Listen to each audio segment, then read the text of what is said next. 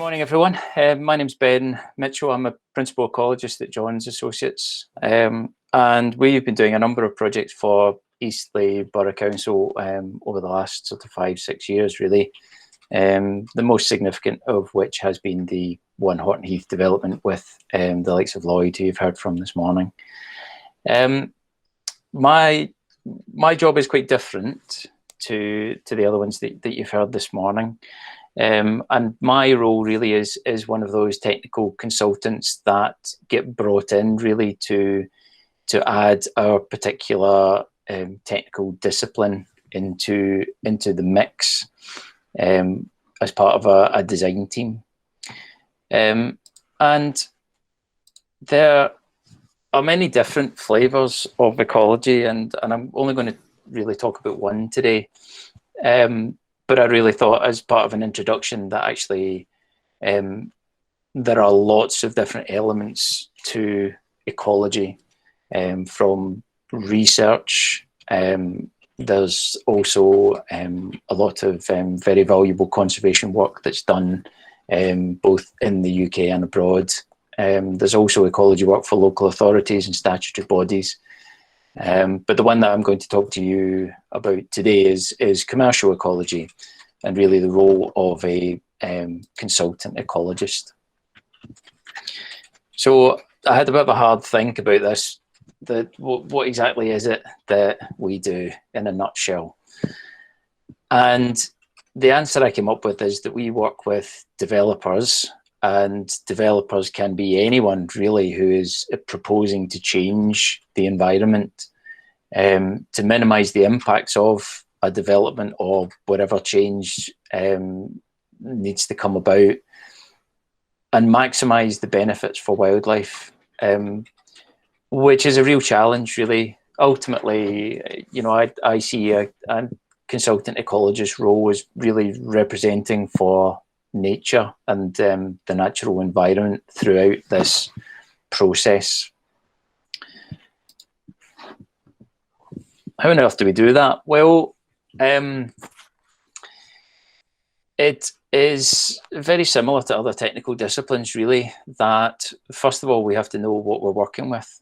And a large element of what we do is sort of technical ecology surveys, and that is quite literally everything from studying the plants and habitats themselves to the animals that then rely on those habitats, and also looking at the relative value of those habitats and trying really to get a feel for where the most sensitive elements of a development is and what the pathways are for those sensitivities. So is it air quality? Is it water quality? Is it pollution? Is it habitat loss? And we then capture that in a variety of technical reports that by and large get submitted to planning with planning applications.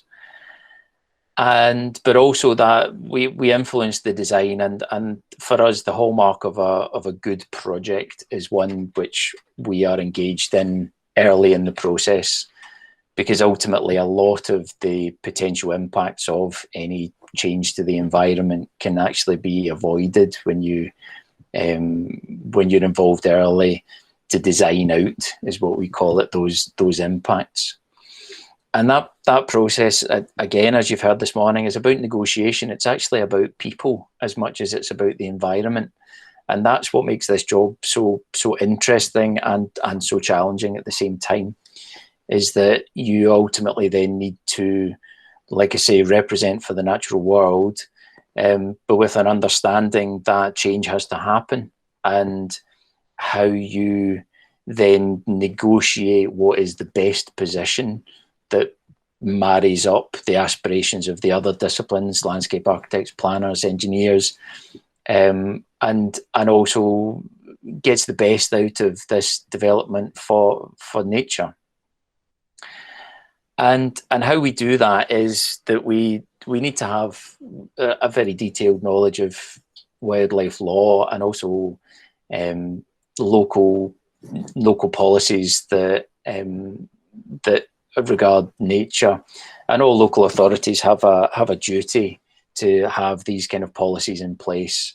And so we will look at a development, and we will look at meeting those policies. But it's our kind of overriding perspective that those policies are really just a benchmark, and that the development should really seek to do better than that. And that's where we start. So just to walk you through a kind of live example, and Horton Heath's obviously the most relevant here. This is the site here, within the red line boundary there in the centre. And so our investigations really start with exactly that. Where is the site? What's the context of the site? Wildlife and nature and animals don't really understand planning boundaries. They don't understand the sort of arbitrary boundaries that we put on the landscape. And so it's important to consider a site in that context, that it is a piece in a very large jigsaw, and animals will move across it, other animals will depend on it.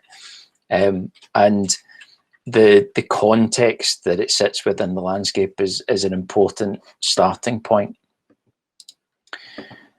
We'll then go on to site and have a look at the habitats that are present. So this is what's called a phase 1 habitat survey. And you can see here that we have quite literally gone onto site and catalogued every habitat on site. And part of that is also about assessing the quality of those habitats on site. Some of them can be potentially very valuable habitats, but haven't been managed particularly well for diversity, for biodiversity. So we have to do an assessment like that. This is kind of the southern half of the site.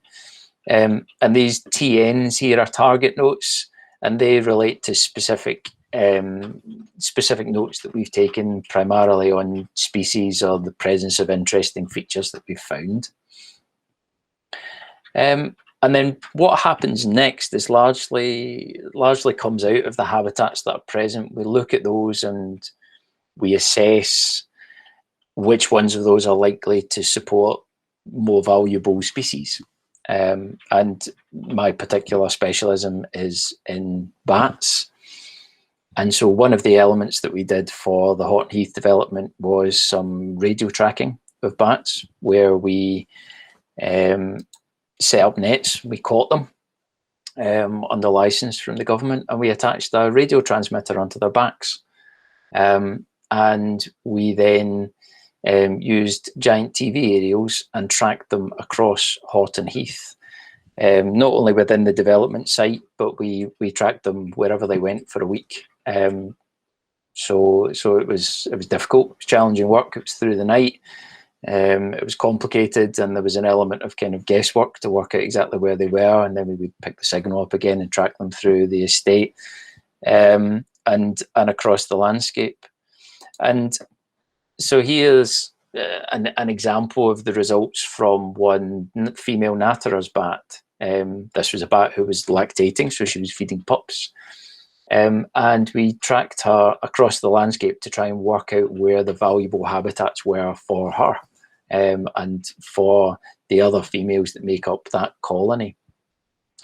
And what we found was that we found a number of important roosts actually on the east side of Horton Heath, and the bats were coming across into the One Horton Heath site through the woodlands there, through the existing housing, and feeding in the woodlands across there. So we identified that as being an important point to consider, that natterer's bats and other bats in those areas that you can see on this plan.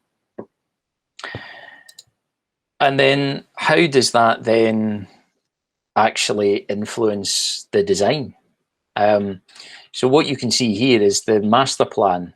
Now, the master plan from a kind of planning perspective, or from an architectural perspective, has quite the opposite of this plan.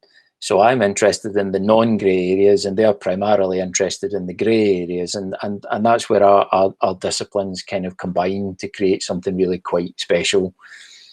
And what you can see here is actually the habitats that we've designed. So we've looked at the existing habitats and how we can enhance those to be in much better condition and deliver priority habitats that the borough have identified as being important. And you can see those here. But of course, it's not just about the natural world. Ultimately, these are areas for people to play. They are areas for people to enjoy nature, and ultimately for for people to be inspired by nature and actually kind of stimulate the next generation of ecologists. So we always kind of perceive and try and conceive and design these things with that in mind, as it being just really quite a rich place for all creatures to exist. And how we actually then do that through the construction process. So this photo is not from Horton Heath. This is actually from a project that I'm managing up in Birmingham, where we've actually lifted a whole lot of heathland, which is a priority habitat, and we've had to move it, which is an entirely nerve-wracking process and very technical, because of the risks involved in terms of moving a habitat and having it die, even though, with the best intentions you were trying to keep it. So there was a lot of investigative work, soil sampling, to try and identify the right place to put it. And you can see a couple of my colleagues here actually putting the habitats into place, and it was quite literally a big jigsaw. 700 square meters of heathland jigsaw that we had to try and put back together. But it's been a great success. We're actually very proud of that one. Other elements of the work, these are photos that were taken yesterday. I was on a different construction site, and I was down at Horton Heath on Monday doing a similar process where buildings have to be demolished, and ultimately we are on site there as well to protect species as those things are actually happening. So I will be working with demolition contractors to quite literally pick through different parts of a building and take it apart extraordinarily delicately in order to protect bats. And these are a couple of common pipistrelles that you can see actually wedged in some of the brickwork. That was quite a nerve-wracking experience, but they both got away safe and well. So yes, it was a job well done. What are the fundamental skills of a professional ecologist? Well, you need an attention to detail. We are dealing with things that are microscopic, and we're dealing with things that are 300, 400-year oak trees, that you couldn't miss. So you need to notice these details. You do need to have a detailed knowledge of the natural world, and ultimately, a lot of changes happen with the best intentions, but have unintended side effects, and that's one of the most difficult things, to try and put a firm recommendation to somebody that will be the best outcome, even though there's so much variation in nature. Negotiation skills are key. As you've heard from some of my colleagues, we all negotiate with each other, ultimately with our conflicting priorities. And that's really where the magic happens, to be honest, when you come up with a good scheme, and you work with really qualified and very professional people to come out with that outcome. You need to have an open, critical mind. Things change in a heartbeat. You make one prediction or assumption about what's important or what an animal's going to do, and it changes. And so the most important thing for me, and what I say to more junior colleagues and trainees, is you just have to keep an open mind. You can't read a bit of guidance and assume that that's always going to be the case. And flexibility is essential. And in terms of future reading and about a career's sort of process really to go through, SAIM are fantastic. I'm a member of SAIM as our chartered institute, and they have a lot of really good guidance on how to get into ecology. And that, as my colleagues have said, get stuck in, get involved, go and volunteer, come down to Horton Heath, do a bit down there. There are no opportunities or bits of experience or time you can spend that won't be valuable in some way, and it may well be things that you do not expect.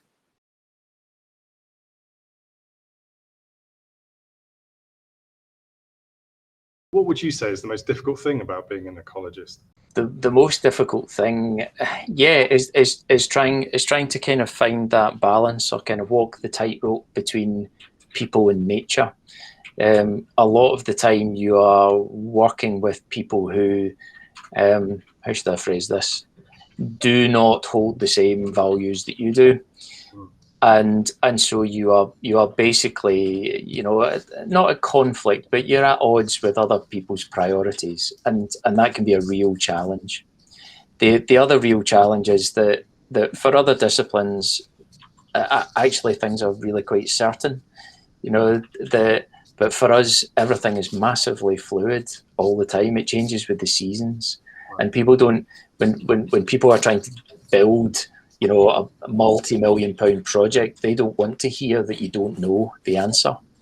And actually a lot of the time the answer is we don't know, but we know how to find out, or we know how to monitor it, or we can still deliver your process, but I don't have all the answers. That's quite difficult, but I think as you spend time in the saddle, actually you just get more confident in saying that, because acknowledging where you don't have a lot of confidence or where the risks are is actually the best you can do, and the rest is just nature. And do you feel as though you do really make an impact, though? You do really make a difference as an ecologist? Yes, I do. Sometimes it's quite difficult, I have to admit, that sometimes the differences feel small. Mm-hmm. But ultimately, my job is to kind of eke out those gains wherever they might be, and the skill for me is about trying to identify those elements that could just be tweaked, and all of a sudden you've got a nice bat roost, whereas before you just had some plain old timber cladding. Or could you change these species? Could you turn the site round just a little bit, and then you'd get a little bit more for wildlife here, and you'd avoid affecting those trees, So yes, I do. I do genuinely feel that. It's very easy to kind of adopt a different view on development, but the only way that you can change these things, or reduce the impact, or try and get these kind of wins for nature within the development process, is by being in the development process.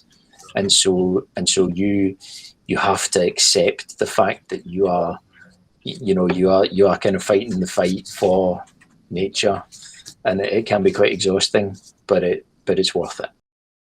In terms of the route, you mentioned your chartered institute. How long might it take to become chartered? It'll probably take, I would imagine, 3 to 5 years. There's different levels of membership as well. I'm the vice convener for the Southwest Members Group for SAIM, and there's a lot going on. There's a lot of very keen, very interested people, and they're fantastic. They keep us professionals on our toes, and so there's many different levels. You can get in as a graduate member, and that gives you access to other opportunities to help you develop. One thing that SAIM does have is a very, very kind of clear, well-documented sort of process, a list of criteria that you have to kind of fulfill, and you can choose different competencies within that. So it depends on how hard you go at it and what opportunities you can take advantage of. But I would say maybe 3 to 5 years you could get into full membership. And does everybody get there, kind of the position that you're in now, via university first, or do they come from a variety of pathways? Again, it depends on the kind of flavour of ecology, to be honest. I work with some really good ecologists that have not been to university, that they have spent that time working vocationally on ecology, And in some areas of ecology, particularly commercial ecology, they're much better than I am. And that's why I bring them in to do stuff which they're better qualified to do, you know. And yet they've not got a degree. They've learned a lot, and they're equally as competent. I think when you're aiming to be a commercial consultant, you do have to then work a bit harder to try and kind of assure people about the kind of level. And I, I don't like to say that because I don't want to discredit any of my colleagues who don't have a degree, but it certainly is the normal route, is to get a degree. And one of the SIEM competencies, so basically the comparison is that either you do a degree or you need sort of 3 to 5 years worth of vocational experience is what they consider to be an equivalent. So yes, it's not the be all and end all. You can get there in different ways, but it's certainly very valuable, and it gives you those analytical skills.